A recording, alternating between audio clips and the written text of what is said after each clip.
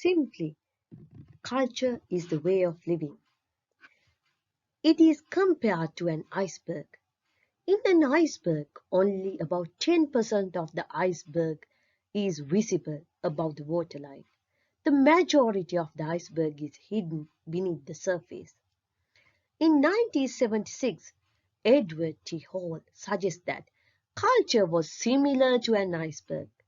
He proposed that culture has two components and that only about 10% of the culture is easily visible and the rest, the 90% of the culture, is hidden below the surface. It is one of the major elements of social environment under the global business environment. When one first enters into another culture, one is usually first interacting with the top 10% literally. Sometimes people make assumptions or develop ideas about another cultural community without really understanding the internal or deep culture that make up the majority of the culture's value and beliefs. Therefore, it's important to deal with these cultural matters when we are dealing with the cross-cultural teams and international businesses. Therefore, in this video, we are going to learn culture and types of culture, components of culture, as well as the key features. Then, what are the communication style, how they are impact on the company's culture. Finally, we are going to learn the importance of culture for international business managers. Let's look at what is culture. Culture was defined earlier as the symbols, language, beliefs, values, and artifacts that are part of any society. Those rules and laws which are passed from one generation to the next generation. Culture is thoughts and behavior patterns that members of the society learn through language and other forms of symbolic interactions. Their customs, habits, beliefs, and values, the common viewpoints which bind them together as a social entity.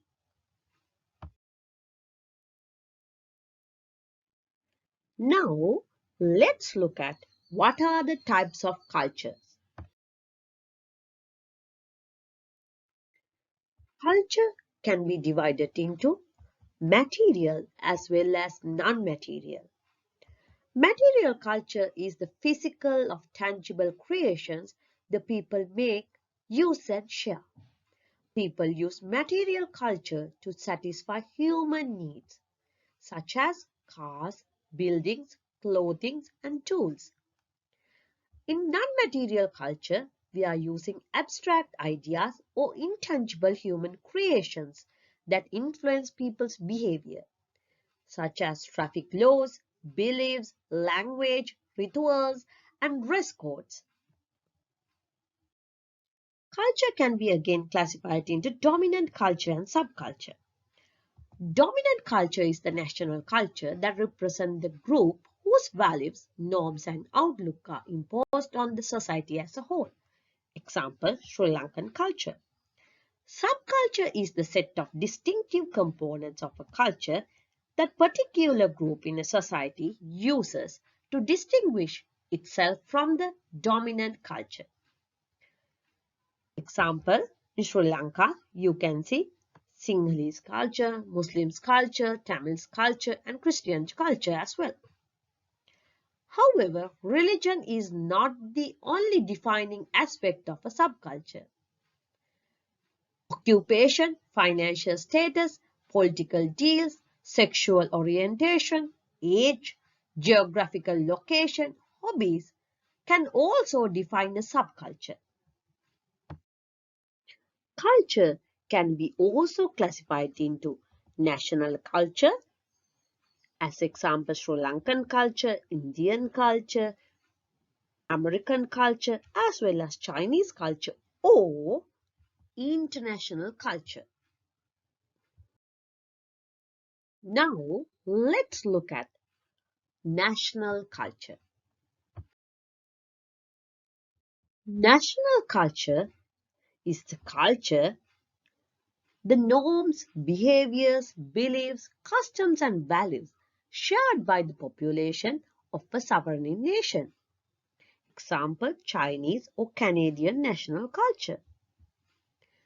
It refers to specific characteristics such as language, religion, ethnic and racial identity, cultural history, and traditions.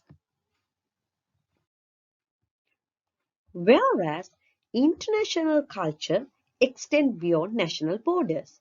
It involves two or more nations or several countries.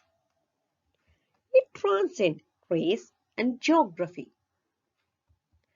According to Kodak and Kotasis in 2012, identified that cultural traits and patterns spread through diffusion, migration, colonization, and globalization. We know that every country has its own law, but when it comes to international level, international conventions and treaties are applying or binding on the countries. The conditions of these treaties are called international in nature. Innovation in technology allows people to live and operate across national boundaries, enabling them to create and sustain an international culture around common interest or purpose. You can see Olympic, United Nations, World Cup as a result of this. Let's look at the components of a culture. It includes language, norms, symbols, values, as well as the cognitive elements. Language is a critical dimension of culture. Every culture has a particular language which is passed by the person belong to that particular culture to the next generation.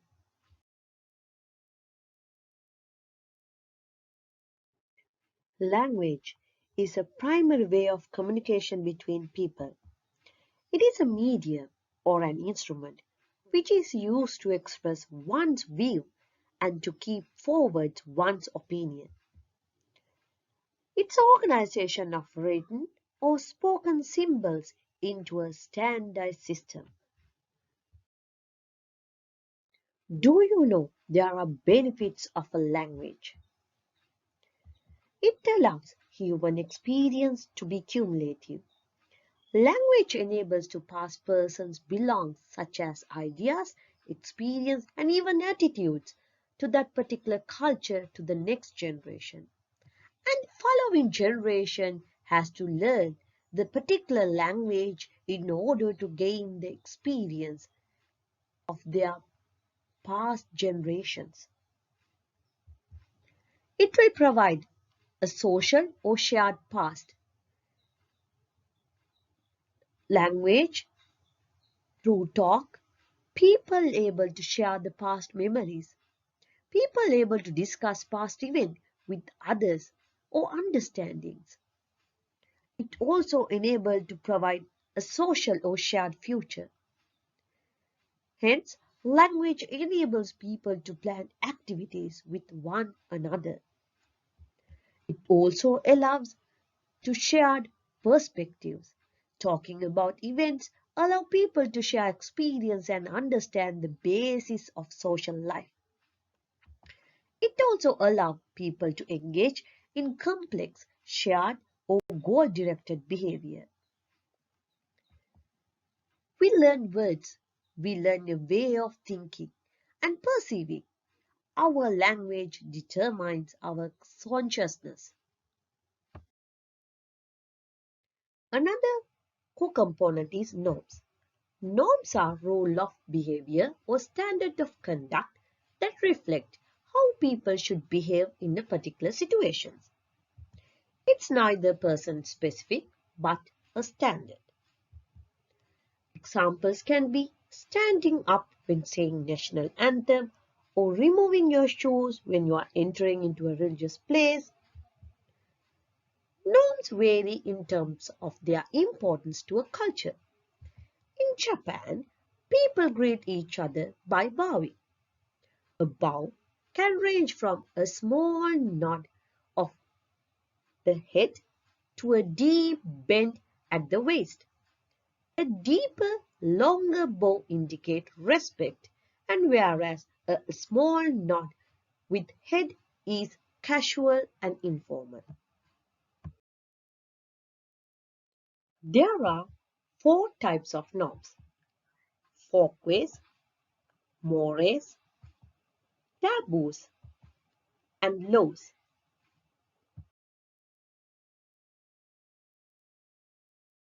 Folkways. Folkways are the learned behavior shared by a group of people that provides a traditional mode of conduct. These norms that are not strictly enforced, such as passing on the left side of the sidewalk, the way of eating, such as using proper utensils, as well as the way of greeting in different cultures.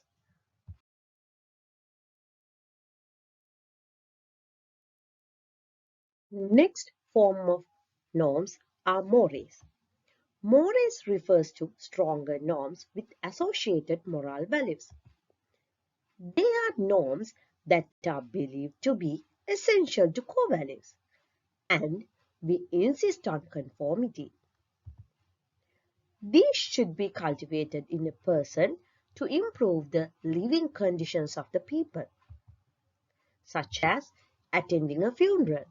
No one would expect to see someone in bright pink, red clothes or in a bikini.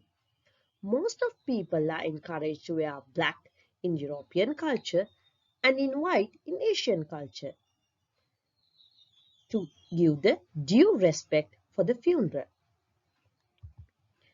Beliefs about marriage is another thing. What is right or wrong in a marriage may differ. Most people would probably say you should be remain faithful to your husband and wife. Treat them with respect and share everything you have with them. Others might also say that you should get married before you have children. These also are beliefs. Then what about drinking alcohol? If you think it's immoral to drink alcohol, you'd consider this to be a more. If you think it's okay to have one or two beers in the pub, then maybe not. Or you might draw the line at excessive alcohol. So you can see that mores can be quite subjective. Let's look at taboos. Taboos refers to the strongest types of mores. Taboos include the beliefs that certain activities which are outside the bounds of cultural acceptance. These taboos prohibited by society as improper or excluded from use or practice. Violation of taboo tend to be treated with strong social disapproval or criminal consequences. Such as in Asia, women are forbidden to touch or be seated beside a Buddhist monk. If they are required to pass an object to a monk, it is best to pass it through another male or hold the object with the tissue. People believe that objects should be passed with right hand or with both hands together, since they consider left hand is reserved for cleaning. There are some more well-known food taboos, such as pigs not eaten by Muslims, cows not eaten by Hindus, dogs not eaten in Western world, and many more other cultures. So you can see in these images there are several cultural taboos. Laws. Laws are norms supported by codified social sanctions. Laws refers to the social norms that are formally enforced by political authority and backed by the power of state. A violation of law can result in formal punishment such as fines, imprisonment, or even death. Laws are forms of social control that outlines rules, habits, and customs a society used to enforce conformity to its norms. The next form of co-cultural concept is belief. Beliefs are specific thoughts or ideas that people hold to be true. Cultural beliefs are learned and shared across group of people.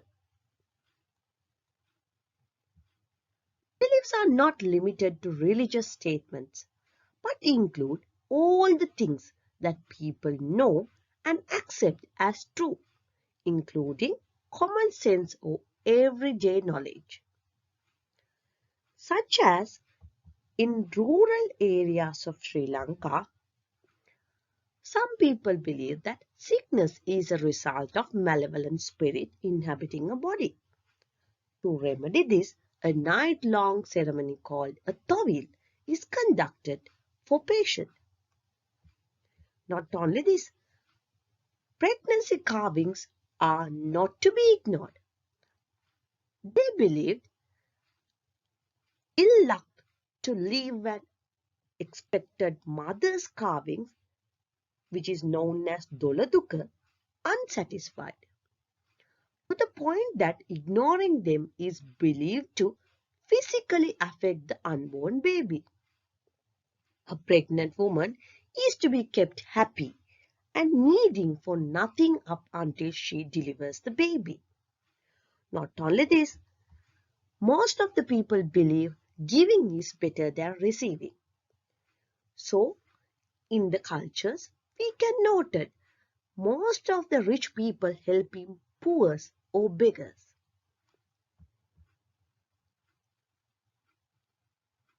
And people believe that stealing is bad.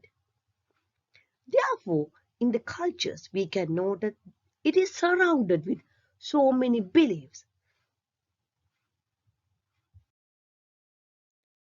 Let's look at symbol. It is another key component or a element of a culture. Symbols are anything that meaningfully represents something else. It can be a sign, place, gesture, logo, sound, image, or even a person. Symbols are used by a culture to express a value of the culture. Each culture has its own unique symbols. Some symbols are widely recognized and common, but sometimes it may not be global.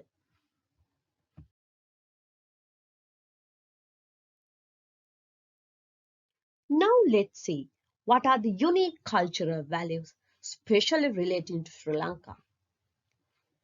Sri Lanka are respect our elders at all the times. Elders are not only your parents.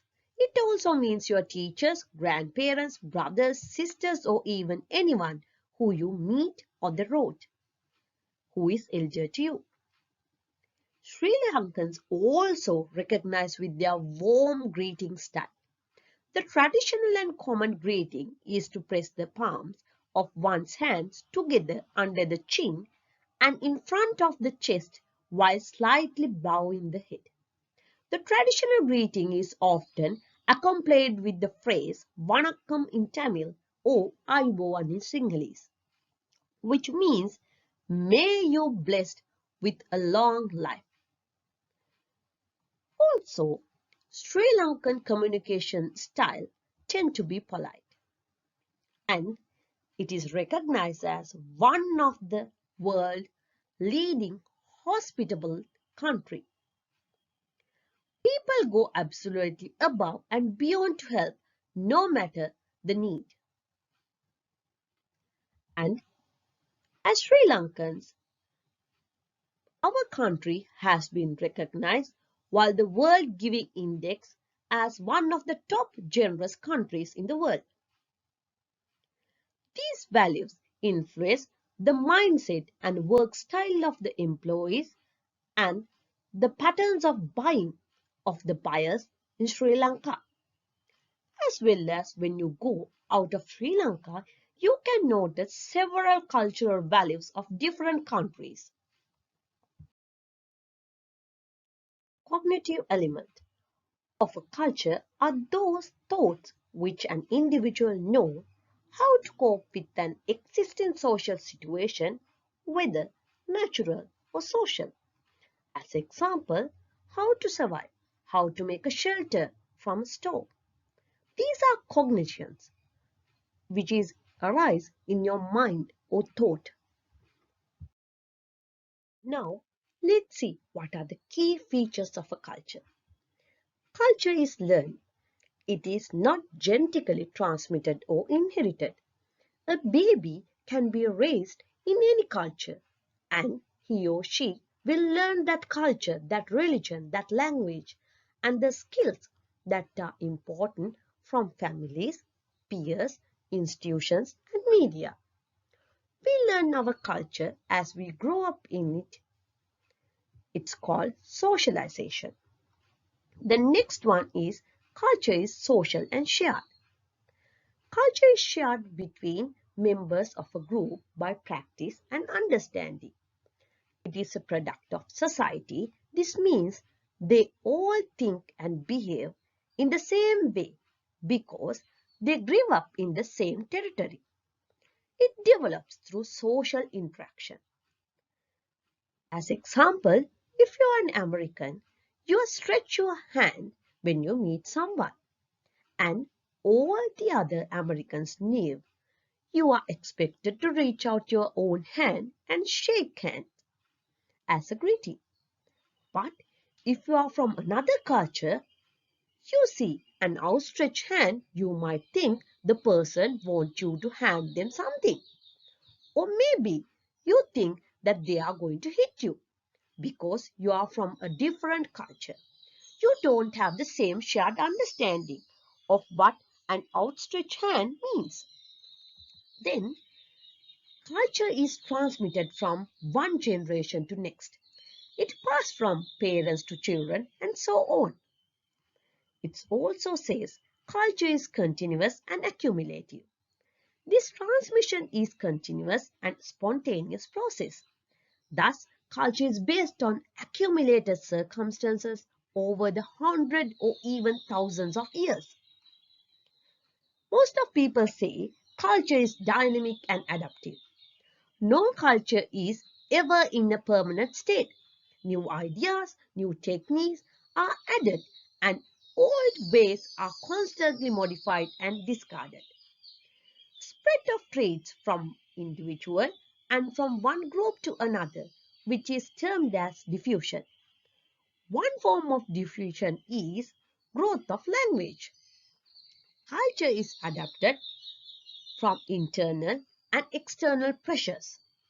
Therefore, these key features will enable you to understand the importance of culture and the value additions from the culture to the society. Now let's see communication styles. There are four basic communication styles: passive, aggressive, passive aggressive, and finally assertive. It's important to understand each communication style and why individuals use them. Passive communication. A person remains quiet or not saying how they really feel or not making a point to voice their opinion. It is characteristic by not reacting, standing up, or being noticed. It's mainly used to avoid confrontation among members. Most of the time, you may hear the phrases like, "it really doesn't matter that much," or "I just want to keep the peace." in the passive communication style. In the aggressive communication, there is no chance for compromise. This communication style can be hostile and threatening and comes from a place of wanting to win at all cost. One express their feelings, beliefs, needs and rights strongly without regard or respect for others. There is a violation on the rights of others. People who experience this kind of communication may feel diminished, overpowered, and intimidated. People can use manipulation techniques such as blaming, criticizing, threatening, or attracting to achieve the end goals. As a manager, it's important to know what are the factors causing aggression. There may be intrinsic factors such as personality traits, existing intense mental disorders, problems with anger management, or extrinsic factors such as physical and social settings where aggression can violent or attitudes of the individuals with violent or aggressive behaviors or sometimes characteristics of the victims. Therefore, it's beneficial to use anger management techniques such as relaxation and exercises, cognitive restructuring, realistic problem solving, and communication and classification, as well as avoiding triggers with humor. Now let's move on to the next communication style, that is passive aggressive communication. In this communication style, it may appearing passive on the surface, but slightly the person may acting out anger in beneath. They may use facial expressions that do not match how they really feel. Sometimes they may smile even though they are anger in beneath. Exerting control over others by using sarcasm and indirect communications. It may include the desire to avoid conflicts, but still they may try to get the things done in their favor with several ways of manipulations. Let's move on to the final communication style, which is assertive. This is the style of communication which is recommended in most of business settings. Here, individuals clearly state their opinion and feelings and firmly advocate their rights and needs without violating the rights of others. This is achieved through strong self-esteem and confidence. Assertive communicators may have more positive relationship among the members as well as they will try to minimize the conflicts among the teams. Now, let's classify the four types of communication styles based on the openness of communication and consideration for others. High openness communication means the people are willing to talk each other easily. They extend their ideas and understanding while they are talking each other. They are open about their thoughts, feelings and ideas. And when there is high openness communication, one or both members of the relationship was associated with increased satisfaction. Now, the other extreme is low openness communication. Here, people are closed about their thoughts, feelings and ideas. They are less open to others. When it comes to high consideration communication, the people consider significantly about others. Here, in the high consideration, person is very respectful, conversationalist, and that person may wait politely for other person to finish their thoughts before responding, and he or she may take few seconds to finish their own thoughts before responding.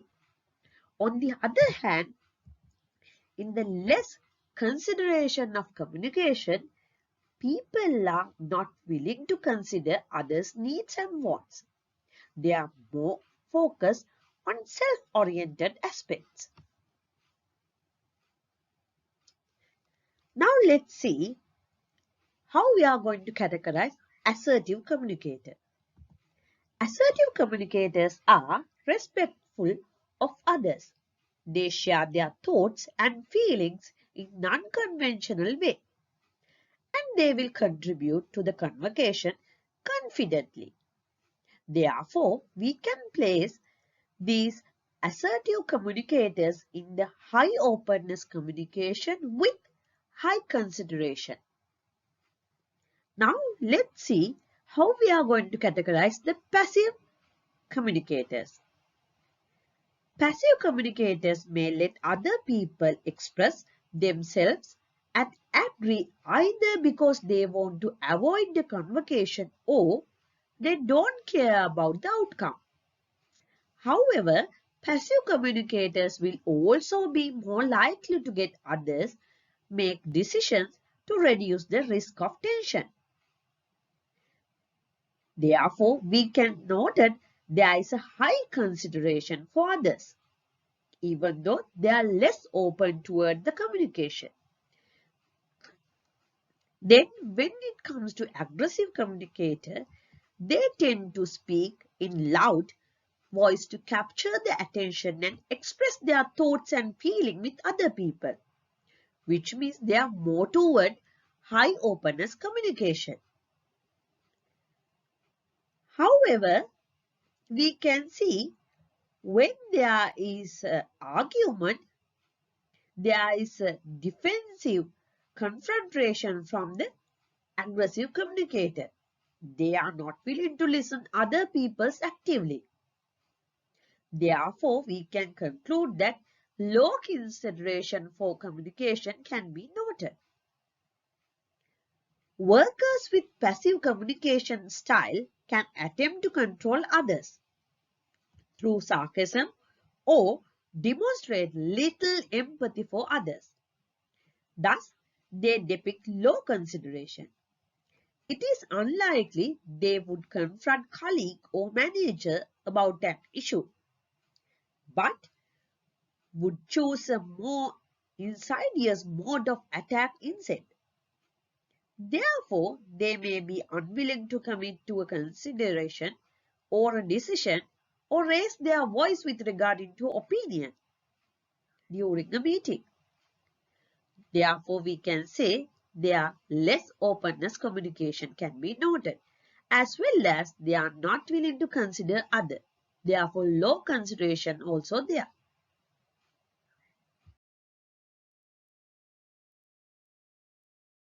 Up to this point, we have learned several aspects of culture. Interaction, then its types, then the important elements, as well as communication styles. So now let's see the importance of culture for international business managers. Management can never change national culture, but they can understand and adapt it. Dealing with individuals from different cultures in the international business may expose your company to differences in their business practices, communication methods, decision-making styles, and management philosophies. To have a productive business relationship and to achieve organizational goals effectively, it is crucial to comprehend the culture of the people you are working with. Therefore, it's important for international business managers to understand and adapt prevailing organizational culture. International companies may seek new opportunities in new countries. This can open up new markets for the company. To develop a successful marketing strategy, an organization must take into consideration the cultural influences of the society where new products is being introduced. People make decisions about consumption of products based on these cultural influences. Therefore, managers has to make sure they are launching different marketing strategies in different contexts. We know that culture is the combination of body of knowledge, body of belief, and a body of behavior. It involves several elements. Therefore, cultural respect can be identified as the recognition, protection, and continued advancement of the inherent rights, cultures, and traditions of the particular culture. Respecting different cultures help to promote a positive work culture in which employees are fulfilled, loyal, and engaged, and motivated to perform their very best.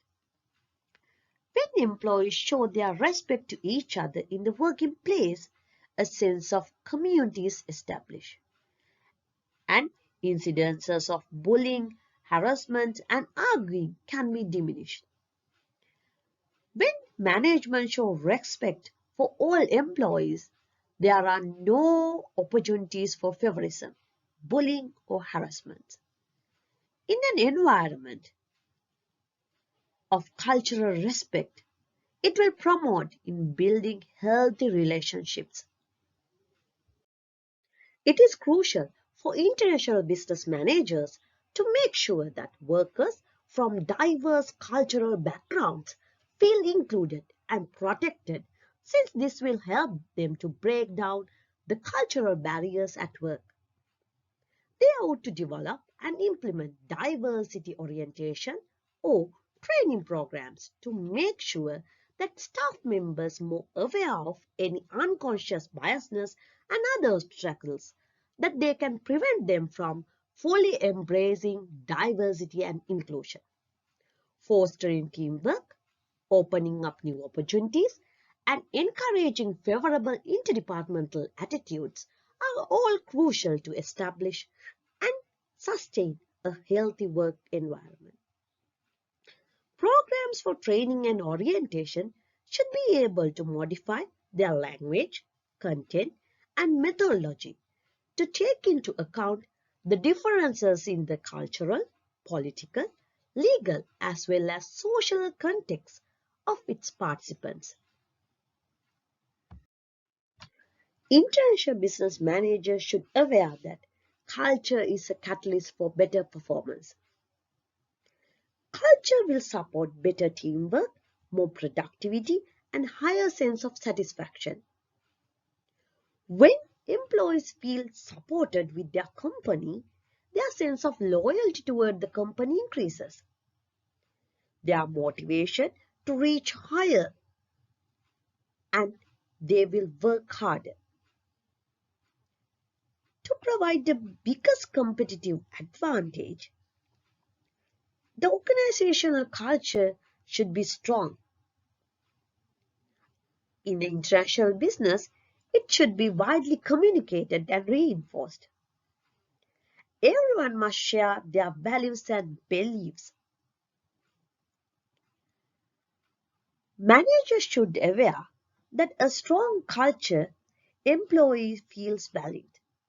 They will enjoy at least some control over their jobs instead of feeling powerless. Whether it's by working from home or choosing their projects or trying out a new role, employee must feel that they are valued and they can make decisions to achieve higher level of performance. Managers should build a strong company culture to give opportunities for employees for more to grow, such as offering promotions, career development programs, or extra training can keep employees motivated. When everyone is in it together, They will put forth the extra effort to achieve organizational goals. Therefore, managers should improve the working environment and mental and physical health of the employees. They have to build the organizational culture that will build the interpersonal relationship and fulfillment. Managers has to make the financial security for the employees under their umbrella. At the same time, they have to make the work-life balance of the employees so they can achieve employees' well-being. Thank you. Hope you have gained some knowledge with regard to the cultural environment, and if you like this video, please put a thumbs up and share it among your friends. So in my next video, I would like to talk about the critical issues in cross-cultural environment and in the international business. So see you, and please stay with the channel of Global Business Environment.